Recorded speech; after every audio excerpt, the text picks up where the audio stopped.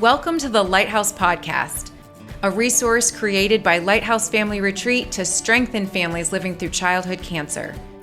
You'll hear stories from families, educational information on childhood cancer, and most importantly, we will be there to encourage your family during your journey. I'm Christy Richards, and I'm here with my co-host Chris Woodruff, and you've heard us say in the first few episodes that today is the first day of Childhood Cancer Awareness Month. I just want to share with you a few things that we are doing this month to raise awareness and funds. We're hosting a virtual gold party. We're also going to be highlighting some of our family stories on social media, and very excited to say we're launching our podcast and our YouTube channel this month. To check out these resources and all that we're doing during Childhood Cancer Awareness Month, you can go to our website at lighthousefamilyretreat.org. So we are launching the podcast, and this is episode number 3, and we are thrilled to have today a good friend of mine and of Lighthouse, Kristen Connor, as not only our special guest, but our first guest, because the previous 2 podcasts were just you and me. It was time for a guest. I think people are ready. It was time. I think people are ready for someone else. And who better than Kristen Connor? Kristen is the executive director of Cure Childhood Cancer. Cure is an organization here in Atlanta. And we're going to dig into why organizations like Cure and the research that they fund are so important in the world of childhood cancer, and not just the research, but also the support that they provide to the families all over the state of Georgia. So, Kristen, we are super excited to have you as our guest, and for our listeners to get to hear from you. So, welcome.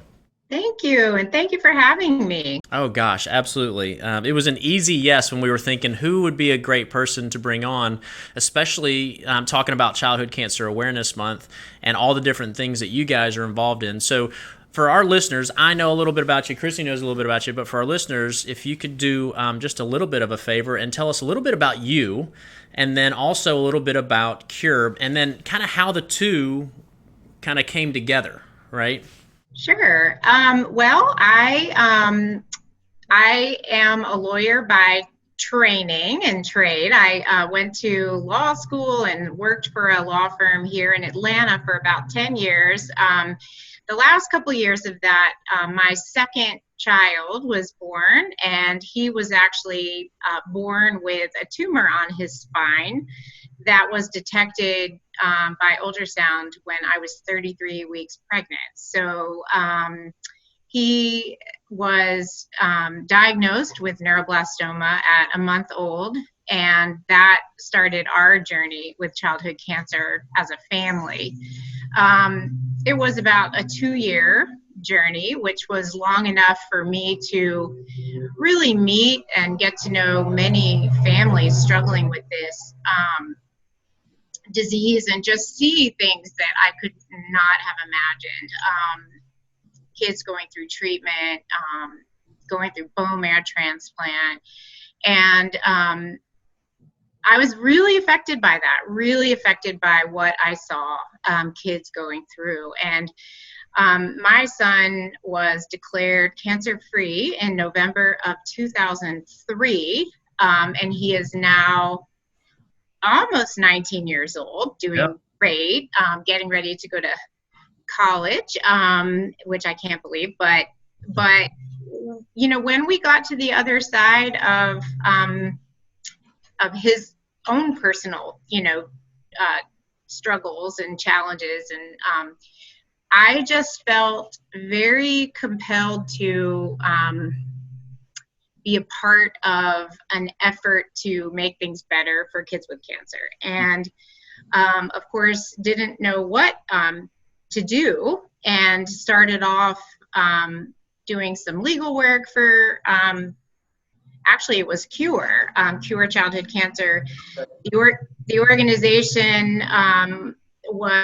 has been around since 1975 and was really part of our support going through childhood cancer with our son. So that's where I started. I took a leave of absence from my law practice in 2004 and worked with a national childhood cancer organization out of Washington, D.C. And that's really where I learned about nonprofits and learned much, much more about childhood cancer and clinical trials and the research efforts that are ongoing. And in 2006 was asked by Cure's board to consider coming on board and really, I don't know, really, let's say, taking the organization to the next level. I felt that one of the things that I learned after our journey, our personal journey, that really shocked me was just really, and I know we'll get into this a bit later, but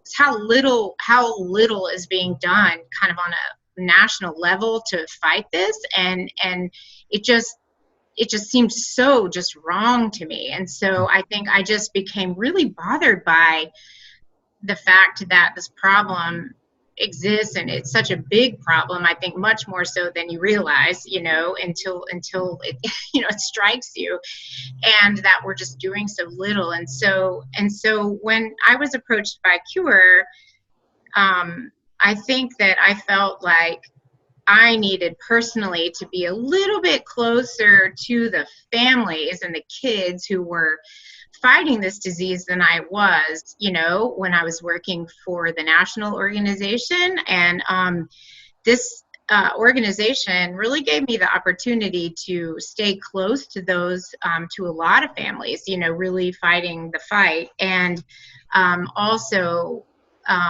gave me a way to focus on important support for families and research, which was is and was my real passion. Was we have got to make a difference for these kids and improve outcomes for them. And in 2006, it was actually my first day of working for the national organization. One of my good friends' son, I actually went to high school with the father.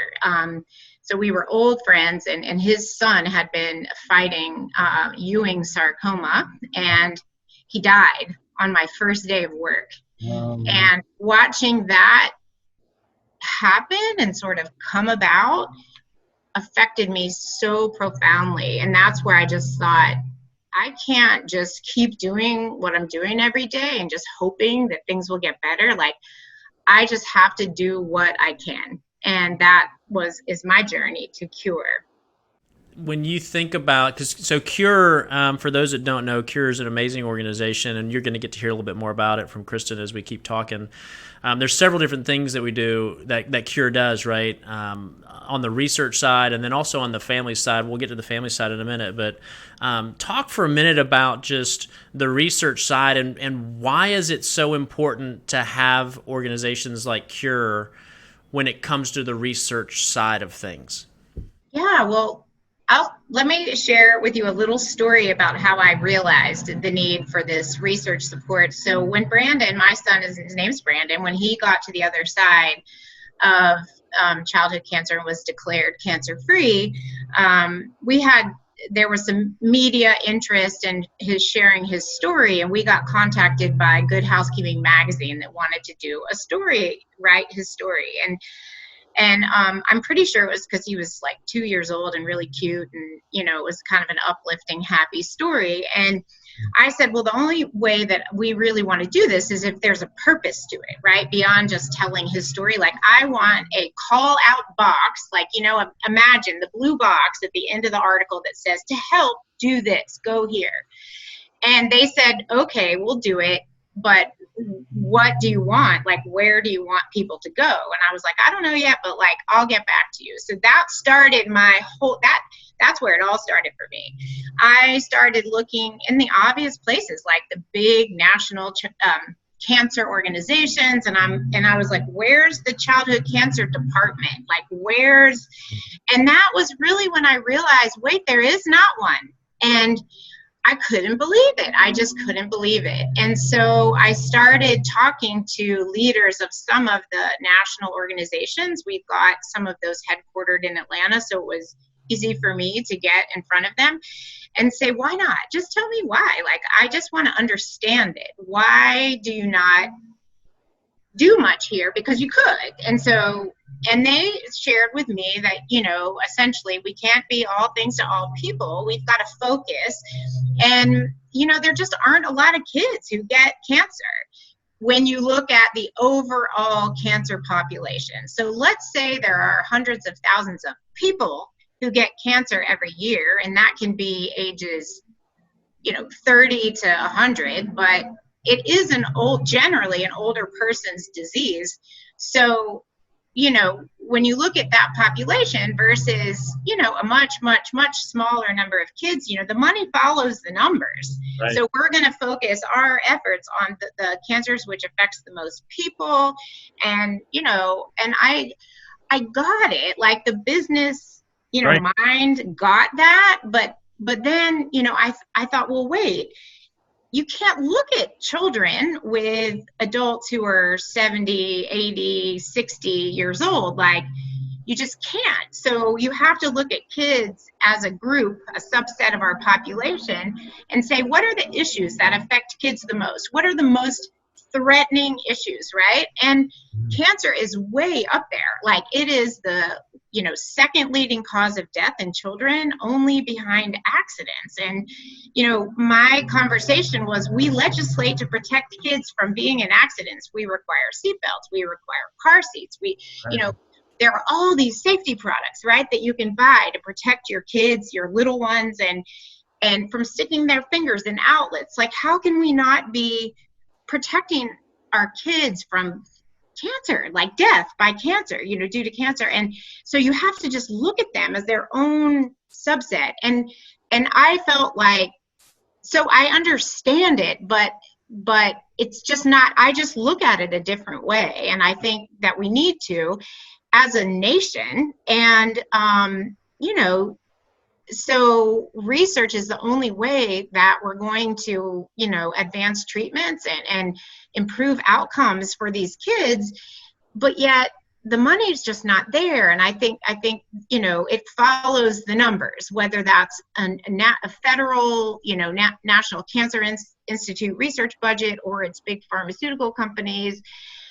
They just throw the kids in, and frankly, big cancer organizations, I just feel like if the adults are considered too, the kids lose every time. They lose every time. Yeah, there's not a big population of organizations that are fighting for advocacy for the kids.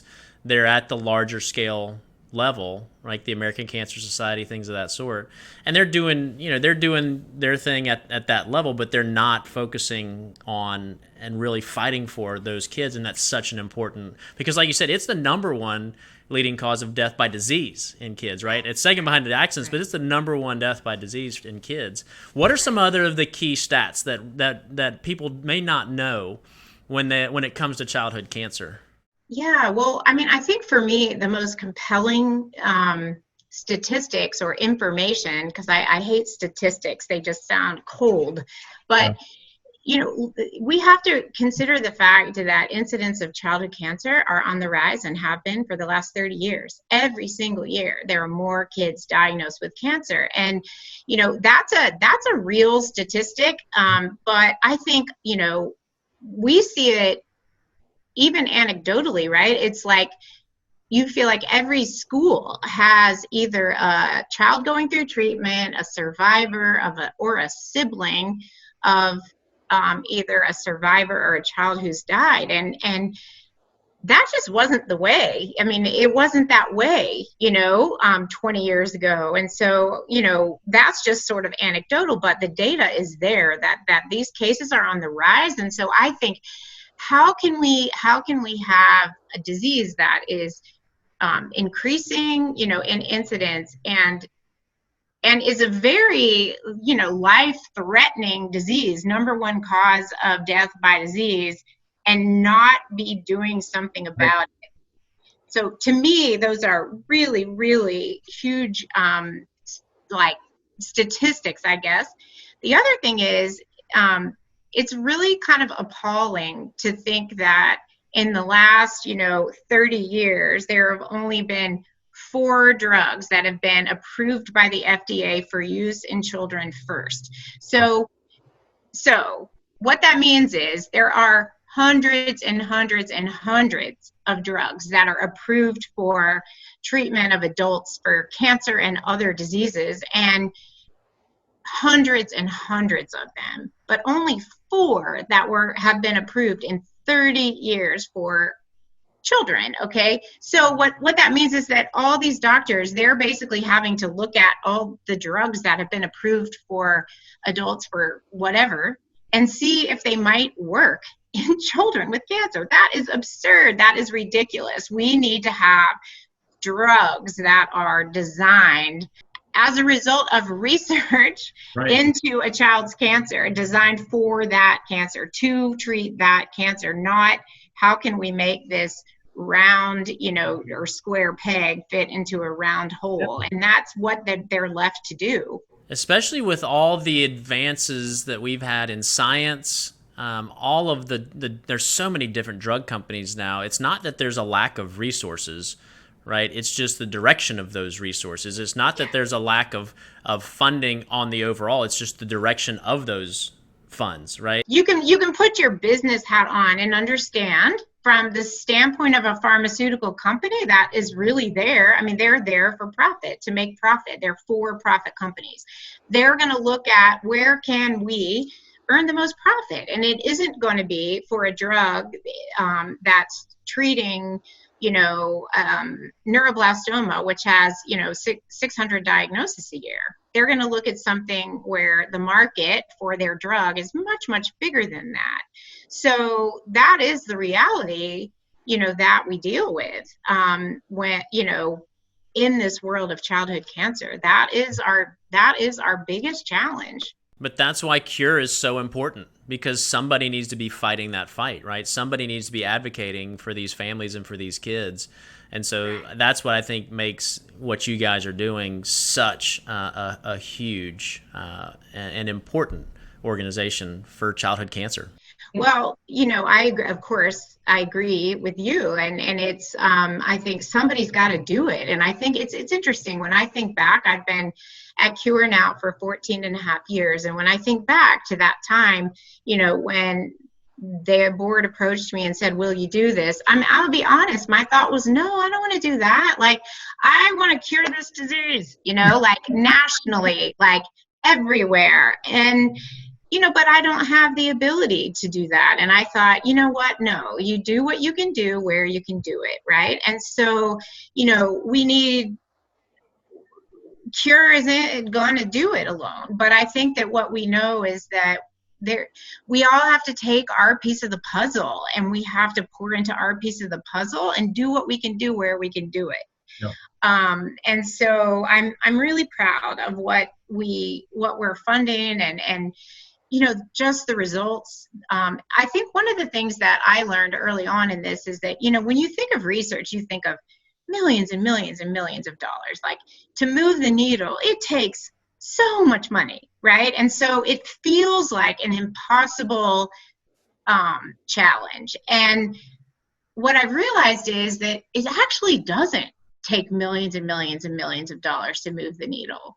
Our average grants for research are maybe $150,000, and when those dollars aren't tied up in red bureaucratic tape, yep, you would be stunned by how much gets done and how far that $150,000 stretches. Like, you wouldn't believe it. And so we hear from the researchers that we fund that they can do more with our $150,000 than they can do with $1 million from the government.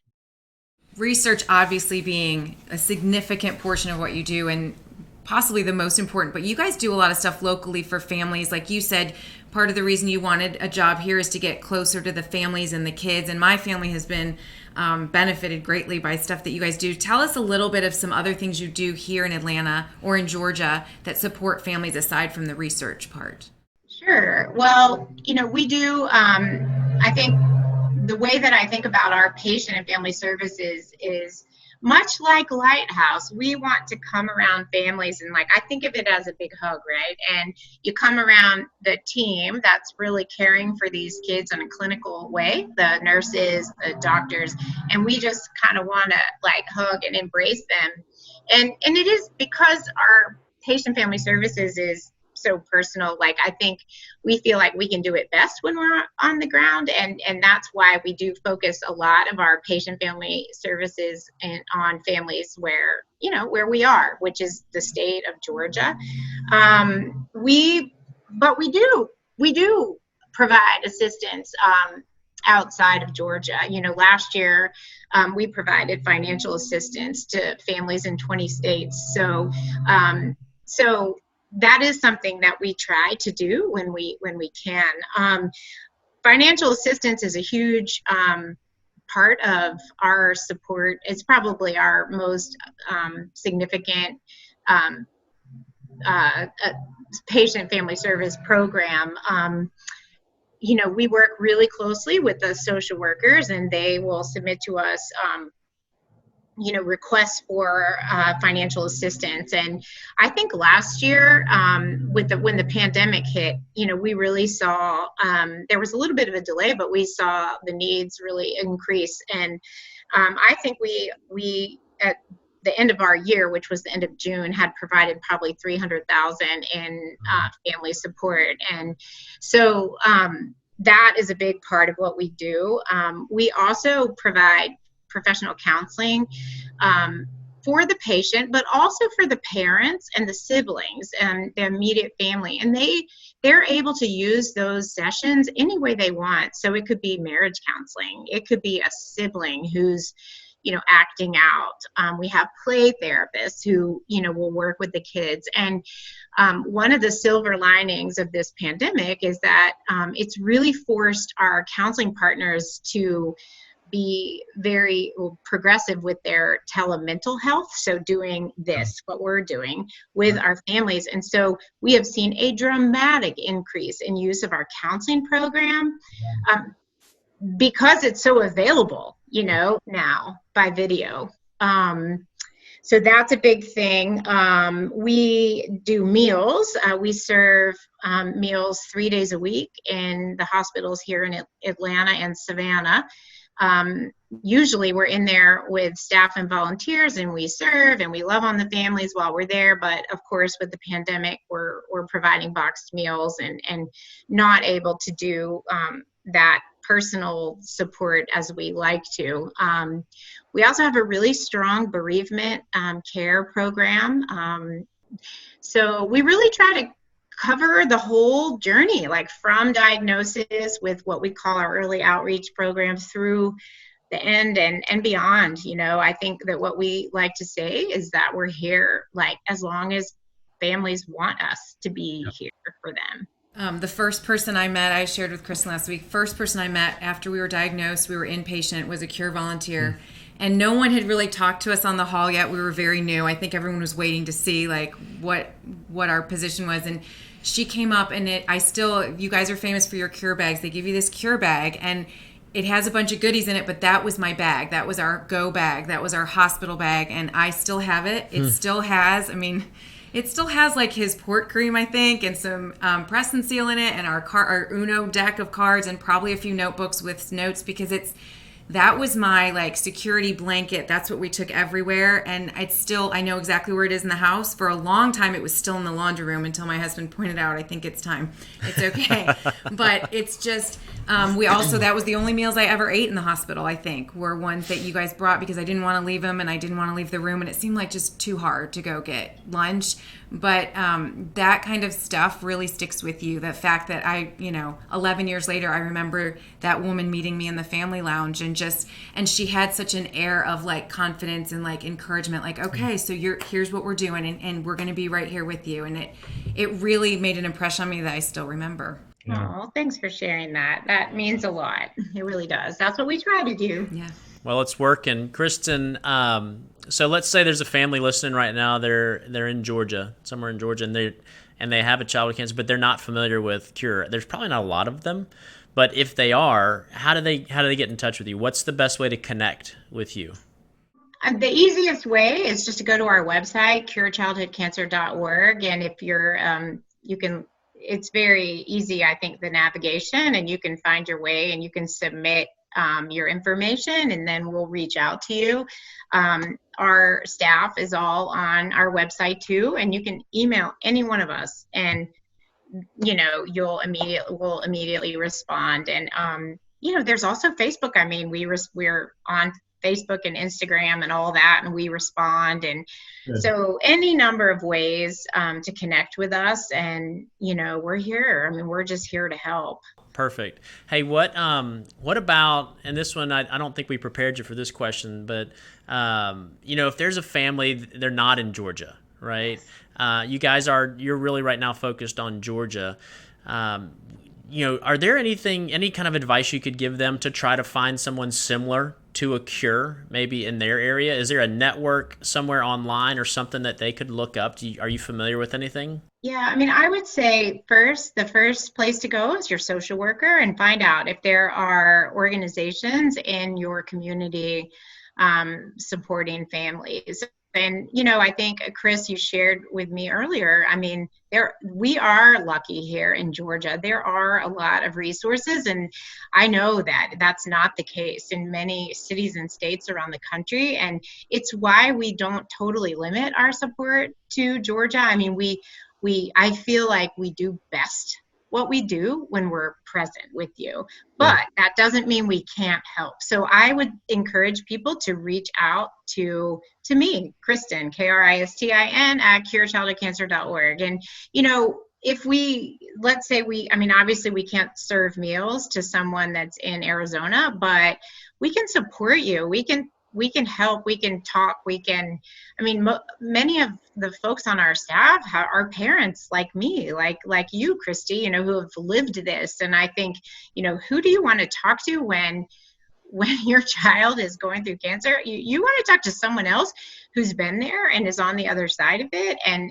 can give you hope and really that understanding. And so, and like I said, we do provide financial support outside of Georgia.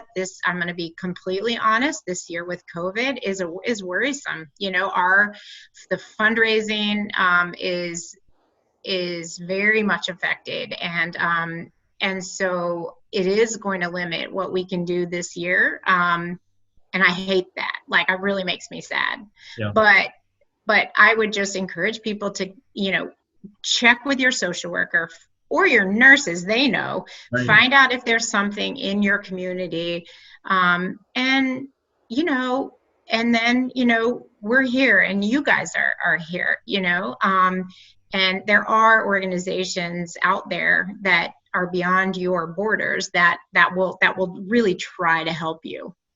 Hey, I wanted to ask you real quick, back to research just quickly. I remember when Carter was diagnosed, they told me that if I had been diagnosed with the same thing when I was young, I would be getting the same drugs that he was, which did not fill me with confidence at the time because I was quite a bit older, and I'm thinking, wow, this little kid, I would take the same things.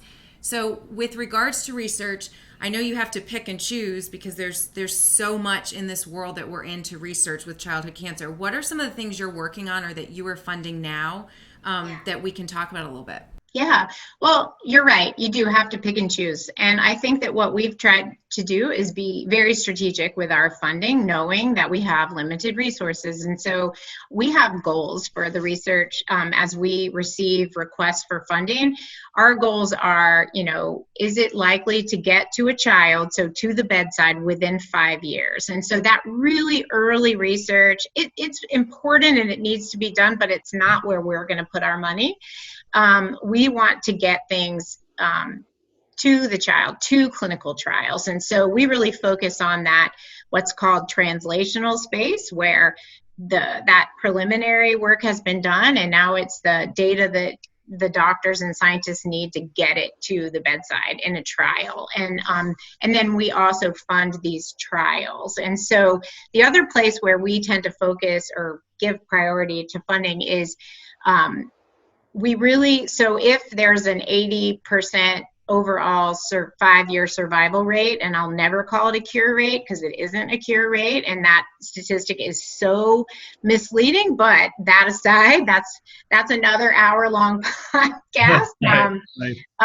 We focus on those 20%, that 20% barrier. So what is it that's really keeping us from, moving the needle on survival? And it might be a very difficult to cure form of cancer, like DIPG, which is, for those who aren't in our world, it's a very aggressive brain tumor. And it's it's a terminal diagnosis. Like right now, there's nothing for those kids. And that is just so heartbreaking. So right now, we're funding a clinical trial that is a new therapy for kids with DIPG. And so we do focus on that 20%.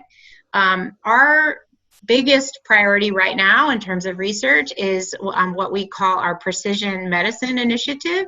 And we really believe that this approach, it's an approach to treatment. And I think that it's been around and used in adults for a decade or longer, but it is really new in the space of children with cancer. And this involves doing genetic sequencing of a child's cancer and really looking at the genetics of the disease and looking at, where are those mutations that are allowing the cancer cells to grow and thrive and resisting chemo, preventing cell death. And so once the doctors can identify what's gone wrong at a genetic level, they can target treatment, making the treatment much more precise to the genetics of their cancer. And we're seeing incredible results. And we've only been funding it for about 4 years, but we're already seeing incredible results. And they've already learned that probably about 30% of all childhood cancers are caused by what they call germline mutations. So they're hereditary. And so what's happened is we funded this precision medicine program here in Atlanta, Bring It Here, because it was only available in like 3 other hospitals in the country for kids with cancer. And it's immediately led to the development of what's called a predisposition clinic. So when they find a germline mutation, which is hereditary, the siblings and the parents are referred to the predisposition clinic. They're tested, and if they have the same mutation, which actually happens quite a lot, they're monitored. It doesn't mean that siblings will get cancer. It doesn't, but it means their risks can be they can be managed, and they're monitored so that if there's any sign of a problem, intervention happens right away. And to me, this has been so just amazing to watch and to be a part of. It's really impacting and changing outcomes. And, we're only in the beginning of it, and there's a lot, of ground to cover, but it's exciting. And I think that it's going to be a very, very important form of treatment from here on. That's so exciting to hear, that just the new things that are being worked on and researched and tried. I mean, I didn't know. I've heard a little bit about it, but not to that degree. And so I love hearing, how deep you guys are able to go with some of that. So that's super exciting. Progress. Yeah, it feels like it does. Yes, I love that. Yeah, and we've had. I could. I don't want to go on too long, but I could tell you stories. Of children, and I'm thinking of 2 in particular who, had cancer at the time they were diagnosed. 5 years ago, there was no precision medicine, no genetic testing of their cancers. They received, the kitchen sink of chemo. 3 years later or 4 years later, there's a relapse, and the genetic testing is available. They do it and discover a mutation and realize, wow, this child should have gone straight to bone marrow transplant, which works very well for this form of leukemia, or this mutation response. And, they didn't necessarily need that 3 years of toxic chemotherapy. And we've seen that happen, and or diagnoses have been changed. Or confirmed, with this testing. So it's not just that the most precise and, likely to work treatment is given to a child.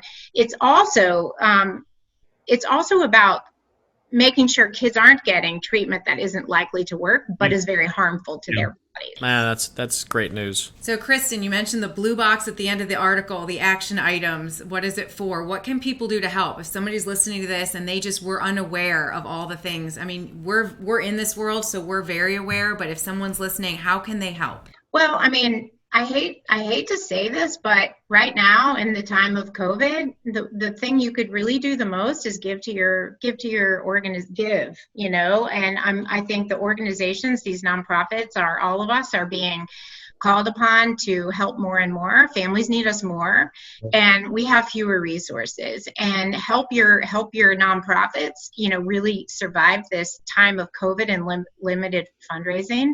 I know that's not the answer anybody wants to hear, but it is really what we need. And I think that that the volunteer opportunities are more limited because we can't all gather. So I would just say, really, like, September, you know, Childhood Cancer Awareness Month, and you know, all your favorite childhood cancer nonprofits need your help. Yeah. What I think is important for everybody to understand, because you're right, it's not always the most popular. People like to volunteer, they want to volunteer. We're just not in a season right now of volunteering, but every dollar counts. Right? It doesn't have to be the person that can give the big gifts. It's every dollar, and so I think that's so important. And it's every childhood cancer nonprofit needs your help, especially just raising the awareness this month, being September. So yeah, I think that's great. Kristen, I speak for a lot of families when we say that we're grateful that you have made this your passion, because you have carried, like you just said, there's kids that are probably alive today because of the research that you have pushed through. And so, my family's been served by Cure in a lot of ways. And so not only thank you for your time today, but just thank you so much for making this your life's work. And I know that you and I both feel very blessed that our survivors are starting college this fall. And that's an amazing thing to celebrate also. So just thank you in a million ways. Oh, well, thank you. And you guys, I mean, I remember my first time at Lighthouse as a family and just crying the whole week because I couldn't believe that people wanted to serve us like that and give up their time and their vacations to serve us. It just made me cry the whole week. So what you guys do is amazing too. And I love that we work together, and, you know, thanks for the opportunity to share. Well, we are truly grateful for your time today, Kristen, and so thankful for all our listeners that joined us as well. If you'd like to learn more about Cure and Lighthouse, check out our websites, curechildhoodcancer.org or lighthousefamilyretreat.org. You can find info about both organizations there. And that's a wrap for today, folks. We will see you later on our next episode.